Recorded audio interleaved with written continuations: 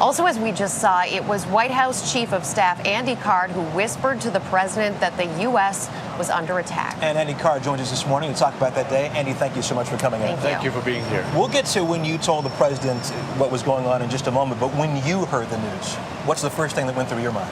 Well, first I was told that it appears a small twin-engine prop plane crashed into one of the towers at the World Trade Center. And I thought that was a horrible accident. The pilot must have had a heart attack or something. And then I was told it looks like it was not a small twin-engine prop plane, but a commercial jetliner. And to be honest with you, my mind focused on the fear that must have been experienced by the passengers. They had to know the plane wasn't gaining altitude. And then it was, oh my gosh, another plane hit the other tower at the World Trade Center. And believe it or not, I thought about UBL, Osama bin Laden. So at that moment, I did. Then I remembered the attack during the Clinton administration on the World Trade Center towers, so that's what I thought about. And he was the first suspect on your mind. You go to the president then and share with him that the U.S. is under attack. Those are your words. What went through your mind, and how were you thinking about that when you delivered it to him? I tried to deliver words that were succinct, that did not invite a question, and told the president of the severity of the challenge. So I said, a second plane hit the second tower. America is under attack. That's all I said to him. He had heard the report of what looks like a small twin-engine prop plane crashing into one of the towers at the World Trade Centers.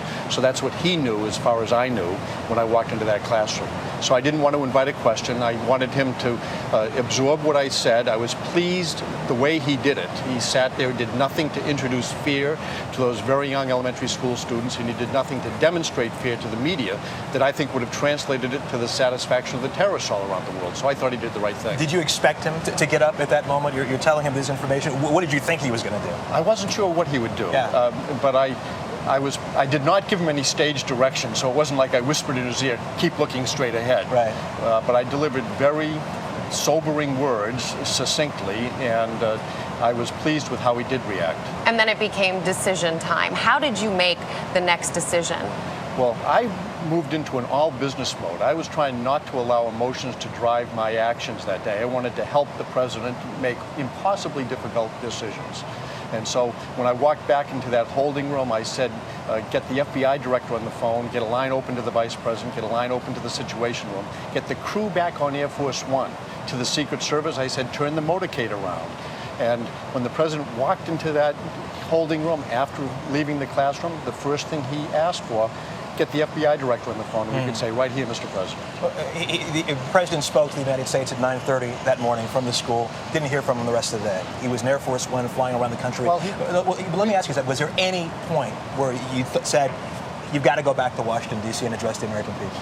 He was the one that wanted to go back to Washington. He wanted to go back to Washington right away. In fact, he was very firm with me, kind of ordering me to go back to Washington. The Secret Service was very firm that they could not go back without understanding the nature of the attack.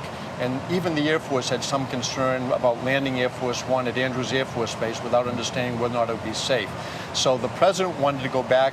I was caught in the middle between the Secret Service and the president, and I kind of advised him that until the dust settled, we had to go someplace else. We went to Barksdale Air Force Base, and he did tape a message for the American people. We went to the Strategic Air Command in Omaha, Nebraska, and then back to Washington, D.C., and he addressed the American people that evening. Andy Card, we thank you so much for coming in and sharing your recollections of that day. Thank you. Incredible day. It's a day of solemn remembrance, and it's not a day of celebration. It's solemn remembrance. All right. Again, thank you so much. Thank you. Really appreciate it.